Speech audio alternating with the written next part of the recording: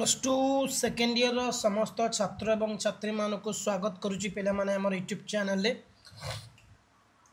तो समस्त को पिला माने जय जगन्नाथ राधे राधे जय हनुमान पिले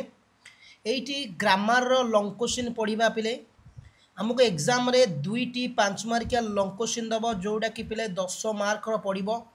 आ 6 मार्क रो पिले माने 1 मार्किया पढ़िबो 1 मार्किया 6टा ग्रामर रो एक क्वेश्चन पढ़िबो तो किंतु आज आम जा 5 मार्किया जो ग्रामर लॉन्ग क्वेश्चन अच्छी आई से 5 मार्किया ग्रामर लॉन्ग क्वेश्चन को ये पढ़ा एग्जाम पे कि मोस्ट सिलेक्टेड आ एग्जाम निश्चिंत आसब बुझला तो जा ये प्रथम प्रश्न काव्य अलंकार कौन यार प्रकार भेद कौन हाँ यार प्रकार कौन एवं शब्द अलंकार केतोटी और कौन कौन उल्लेख करवा बुझला तो काव्य अलंकार आगे कौन जानिबा देख ओडिया व्याकरण रे अलंकार रो परिभाषा हेउची ओडिया व्याकरण हमर जो ओडिया व्याकरण अछि हला अलंकार रो परिभाषा हेउची अलंकृत इति अलंकार माने अलंकृत इति अलंकार अर्थात जहाँ वाक्य को अलंकृत सुशोभित माने जो जिनसटा वाक्य को सुंदर सुशोभित करे ता हेउची अलंकार माने गोटे वाक्य राम गोटे भल पिला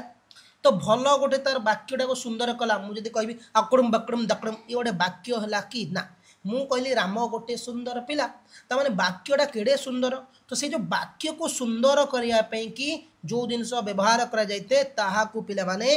आमे अलंकार कहबा सही परी अलंकृत अनेन इति अलंकार अर्थात जहा द्वारा अलंकृत बा भूषित करा जाय ता अलंकार जहा द्वारा कौन करा जाय ना अलंकृत बा भूषित करा जाय ता होची अलंकार आचार्य दंडी तांको काव्यदर्श ग्रंथ रे कहिसंती आचार्य दंडी जणे थिले जे कि तांको काव्य दर्श ग्रंथ रे से कहिसंती काव्य शोभा करान काव्यर जो शोभा अछि करान धर्मान अलंकारन प्रत्यक्षते अर्थात जो धर्म काव्यर शोभा बा सौंदर्य वर्धित करे जो धर्म काव्यर कौन करते शोभा और सौंदर्यता को वर्धित करे ताही अलंकार ताही कौन ना अलंकार जहा मंडन करे ताहा अलंकार जहा मंडन करे ता अलंकार शरीर अलंकार द्वारा भूषित होउथिबा ता सुंदर होइते शरीर अलंकार द्वारा भूषित होउथिबारु ता सुंदर होइते सही परी काव्य कविता को जहा सरस सुंदर और रमणीय करे जो कौन काव्य और कविता को जहाँ सरस सुंदर और रमणीय करी कौन स्मरण और सुंदर रमणीय करे सही शब्द कौन ना ओ अर्थर सौंदर्य बोधक उत्पादन को अलंकार कहुए शब्दयुक्त और अर्थयुक्त अलंकार पदर शोभा वृद्धि करे शब्दयुक्त और अर्थयुक्त पदर जो अलंकार थाए ताको में पदर कौन करथाय ना शोभाटा को भल वृद्धि करिथाय या को सुनी बुझी पाठक मन आमोदित हुए से अलंकार को काव्यर वैशिष्ट्य रूपे ग्रहण कर अलंकार को काव्यर पिला माने वैशिष्ट्य रूपे ग्रहण कर काव्य व्यवहृत अलंकार को मुख्यतः दुई भाग विभक्त कराई काव्य जो व्यवहृत होते अलंकार को आम दुई भाग विभक्त कले यथा शब्द अलंकार अर्थ अलंकार मन रख काव्यर व्यवहार होता अलंकार को साधारणतः दुई भाग विभक्त करा गोटे हूँ काव्य अलंकार अन्यटी हूँ कौन ना अर्थ अलंकार जो अलंकार द्वारा सरस और सुंदर जो अलंकार द्वारा शब्द सरस और सुंदर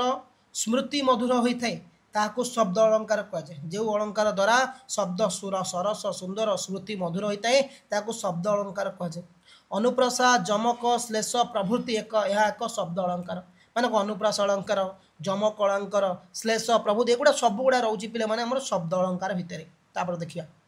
अनुप्रासा कौन पे अनुप्रास देती अनुप्रास एक शब्द अलंकार अनुप्रास हूँ एक शब्द अलंकार यह द्वारा वर्णगत स्मृति माधुर्य सृष्टि हुए यह द्वारा वर्णगत जो स्मृतिर माधुर्य रही सी सृष्टि हुए पद मध्य एक बा एकाधिक व्यंजन वर्ण गोटे पदरे यदि एकाधिक व्यंजन वर्ण बारंबार उच्चरित हम माने गोटे पद बा गोटे पद मध्य एक एकाधिक व्यंजन वर्ण बारंबार जो उच्चारित हो अनुप्रास अलंकार कहुए अनुप्रास अलंकार को छोकानुप्रास व्युतानुप्रास श्रुत्यानुप्रास लाटानुप्रास अंत्यानुप्रास भेदर विभक्त कराई এই যে ଅନୁପ୍ରାସ ଅଳଙ୍କାର କେତେ ଭିତ କରାଗଲା 1 ହେଲା ଛେକାନୁପ୍ରାସ 2 ହେଲା ବୃତ୍ୟାନୁପ୍ରାସ 3 ହେଲା ସୁତ୍ୟାନୁପ୍ରାସ 4 ହେଲା ଲାଟାନୁପ୍ରାସ 5 ହେଲା ଆନ୍ତ୍ୟାନୁପ୍ରାସ ଭେଦରେ ବିଭକ୍ତ କରାଯାଇଛି। ତାପରେ ଦେଖନ୍ତୁ ଯମକ କ'ଣ? ଯମକ ହେଉଛି ଯମକ ଏକ ଶବ୍ଦ ଅଳଙ୍କାର। ଯମକ ହେଉଛି ଏକ ଶବ୍ଦ ଅଳଙ୍କାର ଭିନ୍ନାର୍ଥ ବୋଧକ ଏକ ପ୍ରକାର ଶବ୍ଦର ଭିନ୍ନାର୍ଥ ବୋଧକ ଏକ ପ୍ରକାର ଶବ୍ଦର ବାରମ୍ବାର ଭିନ୍ନାର୍ଥ ବୋଧ ଯଦି ଗୋଟିଏ ବାକ୍ୟରେ ଭିନ୍ନାର୍ଥ ମାନେ ଭିନ୍ନ ଭିନ୍ନ ଅର୍ଥ ବୁଝାଉଥିବ ସେହି ଶବ୍ଦ ଯଦି ବାରମ୍ବାର କ'ଣ ହେଲା ଆବୃତ ହେଲା ତାକୁ ଆମେ ଯମକ ଅଳଙ୍କାର କହିବା। ଯମକ ଅଳଙ୍କାରକୁ ମୁଖ୍ୟତଃ ପିଲାମାନେ 5 ଭାଗରେ ବିଭକ୍ତ କରାଯାଇଛି। ଆଦ୍ୟ ଯମକ, ମଧ୍ୟ ଯମକ, ପ୍ରାନ୍ତ ଯମକ, ମାଳ ଯମକ, ସର୍ବ ଯମକ। ଆଦ୍ୟ ବାକ୍ୟର ଆରମ୍ଭରେ, ମଧ୍ୟ ବାକ୍ୟର ମଧ୍ୟରେ, ଏଇଟାକୁ ଆମେ ବୁଝେଇବା ପରେ ହେଲା। ଶ୍ଲେଷ କ'ଣ ପିଲେ? ଲଙ୍ଗ କ୍ୱେଶ୍ଚିନ୍ ସିଲେକ୍ଟେଡ୍ ପିଲାମାନେ ଶ୍ଲେଷ ଅଳଙ୍କାର କହିଲେ କ'ଣ ବୁଝିବା ନା ଶ୍ଲେଷ ଗୋଟିଏ ଶବ୍ଦ ଅଳଙ୍କାର। ଶ୍ଲେଷ ହେଉଛି ଗୋଟିଏ ଶବ୍ଦ ଅଳଙ୍କାର ଯେଉଁ ଅଳଙ୍କାରରେ ଗୋଟିଏ ଶବ୍ଦ 2 ବା ତହିଁରୁ ଅଧିକ ଭିନ୍ନ ଭିନ୍ନ ଅର୍ଥ ପ୍ରକାଶ କରେ। ଯେଉଁ ଅଳଙ୍କାରର ଗୋଟିଏ ଶବ୍ଦ 2 ବା ତହିଁରୁ ଅଧିକ ଭିନ୍ନ ଭିନ୍ନ ଅର୍ଥ ପ୍ରକାଶ କରାଯାଏ ତାହାକୁ ଶ୍ଲେଷ ଅଳଙ୍କାର କହିବା। ଶ୍ଲେଷ ଅଳଙ୍କାରକୁ 3 ଭାଗରେ ବିଭକ୍ତ କରାଯାଇଛି। ପିଲାମାନେ ଶ୍ଲେଷ ଅଳଙ୍କାରକୁ 3 ଭାଗରେ ବିଭକ୍ତ କରାଯାଇଛି ଯଥା ଅଭଙ୍ଗ ଶ୍ଲେଷ, ସଭଙ୍ଗ ଶ୍ଲେଷ, ଭଙ୍ଗାଭଙ୍ଗ ଶ୍ଲେଷ। ମାନେ ଅଭଙ୍ଗ ଶ୍ଲେଷ, ସଭଙ୍ଗ ଶ୍ଲେଷ, ଭଙ୍ଗାଭଙ୍ଗ ଶ୍ଲେଷ 3 ଭାଗରେ ବିଭକ୍ତ କରାଯାଇଛି। ବୁଝିଲା? ତ ଇଏ ଥିଲା ପିଲାମାନେ ଗୋଟିଏ 5 ମାର୍କିଆ